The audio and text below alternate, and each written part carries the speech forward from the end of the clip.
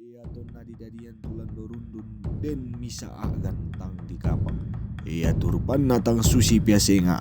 Apa susi batang daun paku na lili beluak kalando makam bantu kalena. Na urung miselang tu ambe na anna untambai to matua sia to mina. Pakendek pangando belana agan nia to. Ia to namangka mo umpang kendek pangando memala maneri tumangi tulan dorundun. Inde moto nani buku siati pamula tu uleleana lando rundu.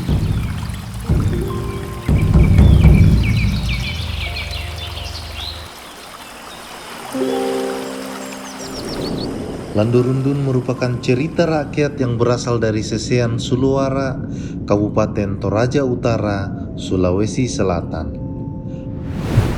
Lando Rundun sendiri adalah gadis yang memiliki paras yang cantik dan memiliki rambut yang sangat panjang.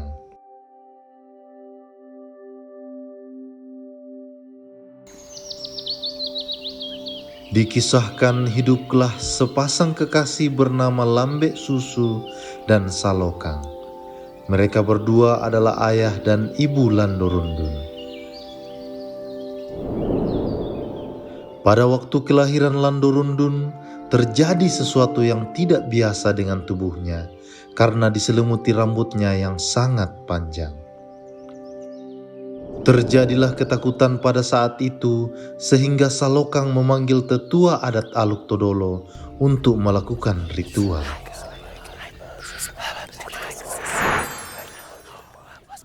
Setelah ritual dilakukan, teriakan bayi pun terdengar di balik lilitan rambut dan terlihatlah bayi Lando Rundun.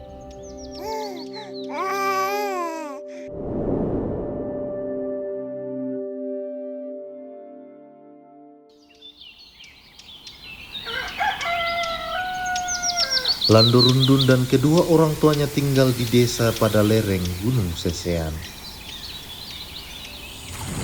Pada suatu hari, ketika Lando Rundun sedang mandi di sungai, ia menyisir rambutnya. Namun ternyata ada sehelai rambut yang tercabut dari kepalanya. Kemudian ia menggulung sehelai rambut tersebut pada sebuah sisir emas. Akan tetapi, tiba-tiba sisir tersebut terhempas ke dalam arus sungai yang disebabkan oleh angin kencang. Rambut tersebut pun terbawa arus hingga memasuki Sungai Sadan, kemudian mengalir melintasi sejumlah kawasan di Sulawesi Selatan hingga tiba di kawasan Kerajaan Bone. Pada saat itu, putra mahkota Kerajaan Bone yang bernama Bendurana sedang mandi di sungai bersama dengan beberapa pengawalnya. Kemudian mereka melihat pusaran air dengan benda yang menyilaukan datang dari arah sungai tempat mereka mandi. Beberapa pengawal Bendurana datang menghampiri pusaran air itu dan mencoba mengambil benda tersebut. Tetapi satu persatu pengawalnya kembali dengan keadaan terluka. Sampai pada akhirnya Bendurana sendirilah yang turun tangan mengambil dan ternyata ia berhasil. Bendurana terkejut dan takjub dengan apa yang dilihatnya. Ternyata benda yang ia ambil tersebut merupakan sisir emas dengan lilitan rambut panjang yang sangat menawan. Ia berpikiran bahwa siapapun yang memiliki rambut ini adalah seseorang yang sangat istimewa. Tak lama kemudian, segerombolan burung terbang datang menghampiri Bendurana. Salah satunya mengatakan bahwa ia mengetahui dari mana asal benda tersebut sebab ia sendiri melihatnya. Kemudian Datu Bendurana bersama beberapa pengawalnya melakukan perjalanan melintasi sungai mengikuti arahan segerombolan burung. Hingga pada akhirnya mereka tiba di kawasan Malango, Toraja. Tibalah mereka di suatu tempat di atas Gunung Sesean, akan tetapi burung yang mereka ikuti tiba-tiba hilang. Lalu Bendurana memutuskan untuk beristirahat sejenak. Beberapa saat kemudian, Bendurana tiba-tiba mendengar suara tidak jauh darinya. Kemudian ia mengintip dari balik semak-semak, dan seketika detak jantungnya berdetak kencang, seolah-olah dia tidak percaya dengan apa yang dilihatnya. Ternyata apa yang ia lihat adalah seorang gadis cantik yang tidak lain adalah Lando Rundun. Ia yakin bahwa tidak salah lagi, orang istimewa itu adalah gadis yang ia lihat. Tanpa pikir panjang, Bendurana pun diam-diam mengikuti Lando Rundun dan kedua dayangnya. Hingga pada akhirnya Bendurana memutuskan untuk menghampiri dan memperkenalkan dirinya kepada Lando Rundun. Ia berkata, "Hai gadis cantik, aku Bendurana, putra mahkota kerajaan Bone.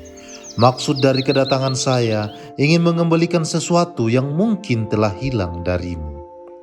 Lando Rundun yang kurang suka dengan kedatangan Bendurana menjawab, "Aku tidak peduli siapa dirimu, dan aku tidak pernah sekalipun kehilangan benda-benda kepunyaanku."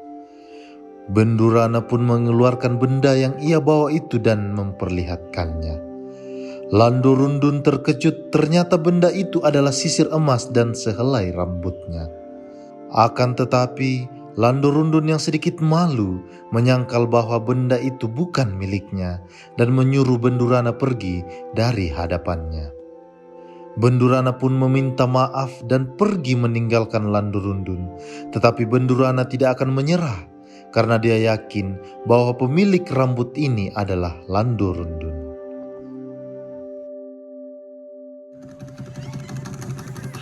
Perjuangan Bendurana tidaklah sia-sia.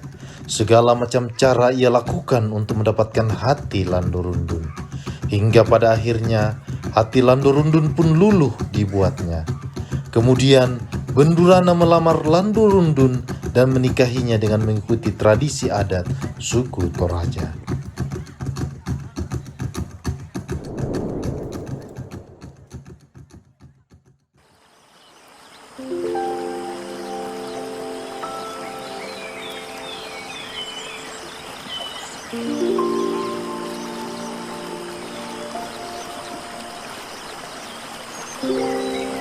Lando Rundun. Ini ceritanya Lando Rundun dengan Potauladu. Hingga beluak terokok untuk minda rundung ke masalah. Sang pulok itu dapat talura tudang kanatan. Sisangan wai sarulok mai tondok ligoa. Laung paramponaran mengkula koda tulan dorong. Diam pangleko.